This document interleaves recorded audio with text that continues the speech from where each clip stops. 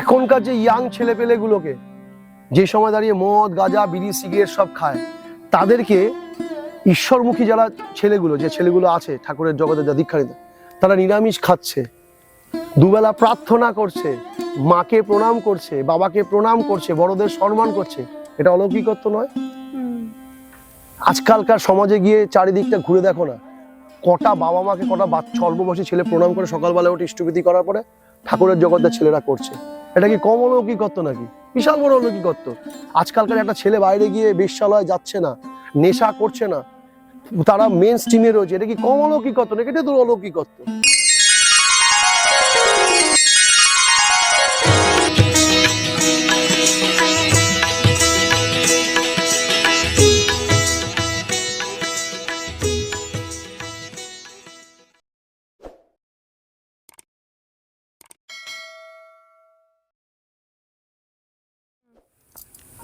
পরবর্তী প্রশ্ন হচ্ছে, অলৌকিক কাজকর্ম কি ঠাকুর পছন্দ করতেন? আচ্ছা, অলৌকিক কাজকর্ম, আচ্ছা অলৌকিক বলতে যা আমরা বুঝি, মানে আমরা যা দেখেছি, মানে টিভি মিডিয়াতে কেন আঙ্গুলে পর্বত খাড়া করে দেওয়া, হা করলে আগুন জ্বলে যাওয়া, এরকম।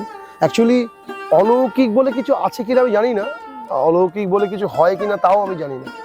এবার অলৌকিক মানে যা লৌকিকের বাইরে পৃথিবীতে না, অলৌকিক বলে যে চ্যাপ্টারটাকে প্রায় বলা হয়, ঠাকুর কেন অলৌকিকতাকে পছন্দ করতেন না? দেবে ঠাকুর যে অলৌকিক কিছু করেননি তাও নয়, কিন্তু তিনি পছন্দ করতেন না বলতে সবকিছুর মধ্যে একটা লৌকিকতা আছে। যেমন ধরো, এই যে আমরা যে সেলফোনে কথা বলছি বা সেলফোনে কথা বলি, আজ থেকে মোটামুটি ধরো 30 বছর আগে প্রথম আমাদের পশ্চিমবঙ্গের সেলফোনে কথা বলেছিলেন জ্যোতি বাসু, তখন চিফ মিনিস্টার ছিলেন। প্রথম এই সেলফোনে যখন পশ্চিমবঙ্গে আসে, আজ থেকে 30 বছর আগে কথা বলি, 30 বছর প্রথম সেলফোনে কথা বলেছিলেন আমাদের দেশের অর্থমন্ত্রীর সাথে। প্রথম জিতু বসু হ্যালো বলেছিলেন, মানে প্রথম আমাদের পশ্চিমবঙ্গের কথা, যে ভারতবর্ষের কথা বলতে পারবো না। তো একটা সময় আজ থেকে 30 বছর আগে কোনো তার থাকবে না, কিছু থাকবে না, কথা বললে কথা শুনতে পারবে, এটা আমাদের কাছে অলৌকিক। কিন্তু বাস্তবিক কি এখন এটা অলৌকিক? না, এখন এটা লৌকিক। আজ থেকে 300 বছর আগে বা 500-600 বছর আগে ফোন এরকম হবে না, কথা বলবো ভাবতে পারতাম না, অলৌকিক। আজ থেকে অলৌকিক না, অলৌকিক না। আচ্ছা, দাপর যুগে প্লেনের মধ্যে অনেকজন থাকবে, আমাদের প্লেন নিয়ে আমেরিকাতে নিয়ে যাবে, এটা কি লৌকিক ছিল? না, কিন্তু বাস্তবে আজকে লৌকিক। সেই ব্যাপারটা হচ্ছে অলৌকিক কথার মানে যেটা আমার অলক্ষ্যে থাকে, যেটা আমার লক্ষ্যে নেই, সেটাই অলক্ষ্যে। একটা হচ্ছে লক্ষ্মী, একটা হচ্ছে অলক্ষ্মী, একটা হচ্ছে লৌকিক, একটা হচ্ছে অলৌকিক। তা যা লৌকিক নয় সেটাই আমার কাছে অলৌকিক। এবার শ্রীকৃষ্ণ যা করেছেন সেটা অনেকের কাছে অলৌকিক মনে হয়েছে, কেন? কাছে তার কাছে ওটা লৌকিক নয়, তার মানে কিন্তু এটা নয় যে সেটা অলৌকিক, তিনি সেটা জানতেন। অনেকে দেখবেন আছে, আমি নিজের ব্যক্তিগত জীবনেও, যেহেতু আমি প্রফেশনালি অ্যাস্ট্রোলজি করি, তুমি শুনেছো, তুমিও জানো, আমি একটা মানুষের কুণ্ডলী দেখে তার ভিতরের কথা বলতে পারি, তার নেচারটা কেমন। এটা তো আর 5 জনের কাছে অলৌকিক, কিন্তু এটা তো অলৌকিক নয়, এটা তো পড়াশোনা, এটা বিজ্ঞান। এটা তো আমার কাছেও একসময় অলৌকিক ছিল, বাট এটা লৌকিক। আবার অনেকে আছে এইসব কিছুই করতে হবে না, শুধু তোমাকে দেখে বলে দেবে, তুমি মনে করো ওরে বাবা এত অলৌকিক ক্ষমতা সম্পন্ন, না, তার কাছে ওটা লৌকিক। কারণ তিনি ধ্যান করে করে করে করে তার থার্ড আইকে এমন জায়গায় নিয়ে চলে গেছেন যে কিছু চোখের সামনে দাঁড়ালেই তার ওইসব দেখতে পায়। শ্রী ঠাকুর অনুকূল চন্দ্রনের জায়গায় বলেছেন, তোরা যখন আমার কাছে আসিস না, তোদেরকে আমি উলঙ্গ দেখি, ল্যাংটো দেখি, কথাটা বলছেন। যখন ঠাকুরের কাছে কেউ যেত না, ঠাকুর বলছে তোদেরকে আমি উলঙ্গ দেখি, মানে তিনি সব দেখতে পান, ট্রান্সপারেন্ট, কিন্তু বলেন না। কিন্তু এবার এটা কি তার কাছে অলৌকিক? না, তার কাছে লৌকিক, স্বভাব সিদ্ধ তার কাছে। অনেকের কাছে যা অলৌকিক, কিন্তু তার কাছে সেটা অলৌকিক না। তাই বলে অলৌকিকত্বের কোনো মানে নেই। অলৌকিকত্বের মানে তখনই হয় যখন সেটা আমি বুঝি না। শ্রীকৃষ্ণ গোবর্ধন, তার একটা ফর্মুলেট আছে। কালিয়া দমন, নাগ কালিয়া দমন করেছিলেন, জল ইয়ে করেছিলেন, এগুলো একটা লৌকিক কাণ্ড। এবার এটাকে না একটা গল্পের আকার দিই আমরা। আচ্ছা, তোমার কি মনে হয় সাপের মধ্যে যদি শ্রীকৃষ্ণ রকম নাচতেন, সাপের মাথাটা তো হরে কৃষ্ণ হয়ে যেত গো। অত বড় একটা বালক, তিনি tongue tongue tongue tongue tongue tongue tongue tongue tongue tongue করে নাচতেন, তো মাথাটা তো হরে কৃষ্ণ থেতলে যেত। আমি তাকে ভগবান বলছি, আমি তাকে মানুষ হিসেবে একজন বলছি, তিনি তো প্রথম মানুষ একজন, তিনি নেচেছেন, যেভাবে টিভিতে দেখে না, কানা tongue tongue tongue tongue tongue tongue tongue করে নাচছে, তো মাথাটা তো থেতলে যেত, তাহলে ও থাকবে কি করে? অ্যাকচুয়ালি কালিয়া দমন কথাটা, মানে কালিয়া না একটা বলা হয়েছে সাপের নাম বলা হচ্ছে, পৃথিবীর সব থেকে বিষ থাকে সাপের মধ্যে। তো আমাদের দেখবে গঙ্গা কিছুদিন আগে পিউরিফিকেশন করা হয়েছিল, অনেক বছর আগে সংস্কার করা হয়েছিল, যে গঙ্গা দূষিত হয়ে গেছিল। শ্রীকৃষ্ণ যমুনা নদীর জলটা দূষিত হয়ে গেছিল তখনকার সময় তো আমাদের ওয়াটার পিউরিফাই অ্যাকোয়াগার্ড ছিল না, যে অ্যালকান ওয়াটার খাবো, তখন ওই জলও খেতে হতো, ওই জলেই স্নান করতে হতো। তো জল এত দূষিত হয়ে গেছিল, বলা হতো যে তিনি এটাকে সংস্কার করেছেন। এবার সেটাকে যদি বোঝাতে হয়, তখনকার সময় তো এত সায়েন্স উন্নত নয়, এটাকে একটা রূপরেখা তৈরি করা হলো। এই রূপরেখা বলা হতো, একটা কালিয়া নামক সাপ ছিল, শ্রীকৃষ্ণ সেখানে গেলেন, নিচে চলে গেল, ওখানে গিয়ে তাকে বলেন, এই তুমি উঠে যাও, যাবে না কেন, সরছ না কেন, সরো। তারপর তিনি টুং টুং টুং টুং টুং করে নাচতে নাচতে উপরে উঠে গেলেন, উপরে উঠে সবাই দেখছে শ্রীকৃষ্ণ নাচছে টাং টাং টাং টাং করে। ওটা হয়ে গেল কালিয়া দমন। ব্যাপার বাস্তব কি তোমার মনে হয় এরকম কখনো করেন তিনি? ভগবান এমন কোনো কার্য করেন না যে কার্যগুলো মানুষের কাছে হাস্যস্কর হয়।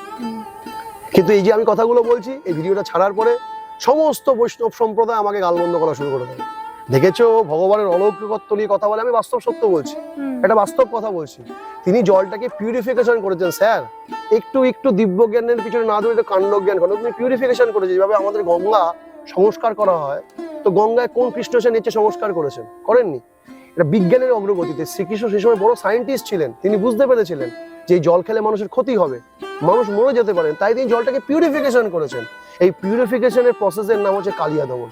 সেভাবে এই যে গোবর্ধন পর্বত, গোবর্ধন কথার মানে গোদের বর্ধন করা, গো মানে গরু, গরুদের বর্ধনশীল করার প্রয়াস করেছিলেন। সেক্ষেত্রে করতে গিয়ে একটা ছত্রছায়া এনেছিলেন, সেটাকে বলা হচ্ছে কেনাঙ্গুল এত বড় পাহাড়। যদি তিনি করে থাকেন, সেটা কিন্তু ম্যাচ হচ্ছে না ভগবানের সাথে। যদি তিনি করে থাকেন, আমি তো সেই সময় দাঁড়িয়ে ভগবান শ্রীকৃষ্ণকে দেখতে যাচ্ছি না, স্যার আপনি করেছেন কি, প্লিজ আমাকে একটা বলুন, আমাকে একটা দেখিয়ে দিন। ব্যাপারটা সে ম্যাচ করছে না।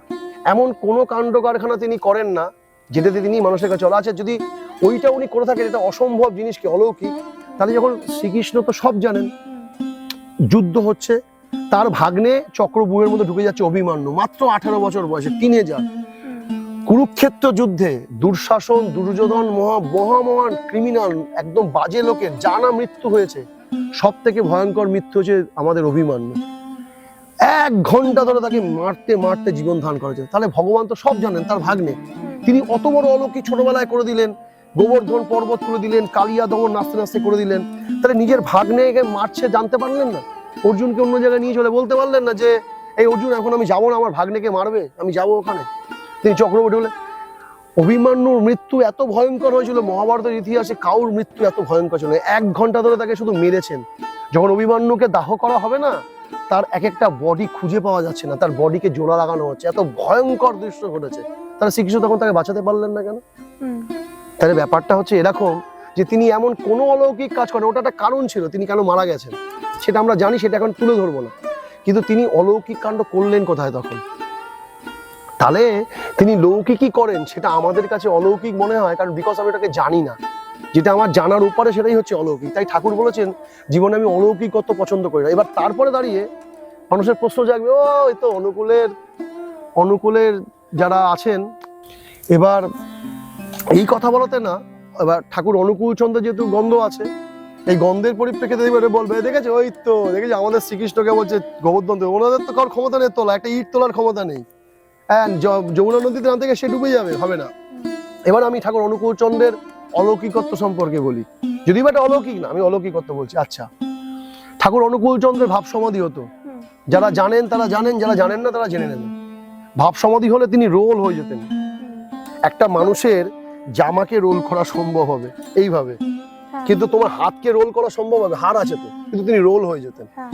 এবার আমাকে বিজ্ঞানের খাতিরে দেখা কিভাবে এটা রোল করা সম্ভব, একটা প্রসেস আছে, কিন্তু সেই প্রসেসটা spiritual process, not general process. তিনি ভাব হতেন। আচ্ছা, তোমাকে এখন আমি যে তুমি এখন জীবিত আছো তো, বেঁচে আছো তো, মারা যাওনি, পুরো জীবিত আছো, একটা দেশলাই কাঠি দিয়ে এখানে ফুটিয়ে দেবো, তোমার লাগবে? লাগবে। ঠাকুরকে তখনকার সময় লোহার শিক গরম করে এখান থেকে ফুটিয়ে এখান থেকে বার করে দেওয়া হতো, তার কোনো সেন্স ছিল না। আবার এটাও বলছি দাদা, তখনকার সময় অ্যানেস্থেসিয়া হতো না। এবার বলবে ভিডিওর পরে, ও অনেক অ্যানেস্থেসিয়া করে নিয়েছেন, অ্যানেস্থেসিয়া করলে তো লাগে না। দুঃখের বিষয়, উনি 1888 সালে পৃথিবীতে এসেছেন, সেই সময় অ্যানেস্থেসিয়া হতো না দাদা, অ্যানেস্থেসিয়া কিছুদিন আগে তৈরি হয়েছে। এটাও আপনি রোধ হয়ে গেল বলে দিলাম, কারণ আপনারা এইসব বলবেন, কারণ খুদ বার করবেই, যেটা ঠাকুর অনুকূল চন্দ্রের গায়ে স্ট্যাম্প গেল। আচ্ছা, ভাব সমাধি সময় গায়ে ফুটিয়ে দিলেন, গরম কয়লা তার মধ্যে দিয়ে দেওয়া হতো পরীক্ষা করার জন্য, ঠাকুরের কোনো সেন্স থাকতো না। যখন তিনি আবার আসতেন তখন তার কষ্ট হতো, কিন্তু সেই সময় হতো না। কি করে হতো? এটা কি অলৌকিকত্ব না? গেল। আচ্ছা, এখনকার যে ইয়াং ছেলেপেলেগুলোকে যে সময় দাঁড়িয়ে মদ গাঁজা বিড়ি সিগারেট সব খায়, তাদেরকে ঈশ্বরমুখী যারা ছেলেগুলো, যে ছেলেগুলো আছে ঠাকুরের জগতে যা দীক্ষা নিতে, তারা নিরামিষ খাচ্ছে, দুবেলা প্রার্থনা করছে, মাকে প্রণাম করছে, বাবাকে প্রণাম করছে, বড়দের সম্মান করছে, এটা অলৌকিকত্ব নয়? আজকালকার সমাজে গিয়ে চারিদিকটা ঘুরে দেখো না, কটা বাবা মাকে কটা অল্পবয়সী ছেলে প্রণাম করে সকালবেলা উঠে ইষ্টবিধি করার পরে ঠাকুরের জগতের ছেলেরা করছে। এটা কি কম অলৌকিকত্ব নাকি? বিশাল বড় অলৌকিকত্ব। আজকালকার একটা ছেলে বাইরে গিয়ে বেশ্যালয়ে যাচ্ছে না, নেশা করছে না, তারা মেন স্ট্রিমে রয়েছে, এটা কি কম অলৌকিকত্ব নাকি? এটা তো অলৌকিকত্ব। এটা কি অলৌকিকত্ব নয়?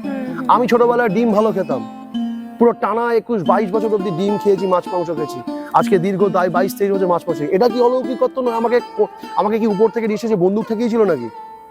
এই তুই কিন্তু ডিম খাওয়া ছেড়ে দে, যেটাকে ভালো খাওয়া, মানে কিন্তু এখন টিকে দেবো না। শুধু প্রেমের পক্ষালন, এটা কি অলৌকিকত্ব নয়? সকালবেলা 8টার আগে ঘুম থেকে আমি উঠতাম না, এখন 4টের সময় ঘুম থেকে উঠি।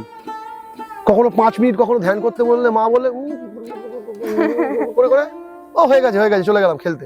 ছোটবেলায় মা ধ্যান করতে বললে করতে বসে 5 মিনিটও করতাম না, মা বলতো দাঁড়া 5 মিনিট সোজা হয় চক্রবর্তীতে ধ্যান কর। আমি মার কথা দেখে মার দিকে এরকম তাকাতাম, জেগে আছে নাকি, মা দেখলাম চোখ বন্ধ করে রাস্তা করে, মা বলছে বস। আমি বলছি হয়ে গেছে, এই তো ঠাকুরকে দেখেছি। ভক্ত কি দেখেছি, নিজেকে তো দেখিনি। করে টুক করে ভগবান বলছি, ঠাকুর ভগবানের নাম একবারও জপ করতাম না, করে খেলতে যাব ঠাকুর, খেলতে যাব ঠাকুর, খেলতে যাব করতাম। সেই মানুষ আমি এখন 1.5 ঘন্টা বসলে আমার কোনো প্রবলেম হয় না, একভাবে বসে থাকতে পারি। কোমরে আমার অপারেশন আছে, বিভৎস অপারেশন, মানুষ স্পাইন সোজা করে বসে থাকতে পারবে না 10-15 মিনিট, যেটা আমার অপারেশন। আমার L4 খেয়ে গেছে, কি থেকে হয়? এটাই তো অলৌকিকত্ব। একটা ল্যাংড়াকে ঠিক রাখতে পারে, এটা কি অলৌকিকত্ব নয়? কথায় একটা আছে না, যে একবার বলরে মধুমাখা হরিনাম বলরে, বলছে নামের গুণে বোবায় কথা বলে, একটা গান আছে না, যে সোলায় ভাসে বোবায় কথা বলরে, এটাও তো ঠিক তাই। তো এটাই তো অলৌকিকত্ব, সোলা ভাসে, তাহলে এটাই তো অলৌকিকত্ব। তিনি তো এই অলৌকিকত্ব গুলো করেছেন।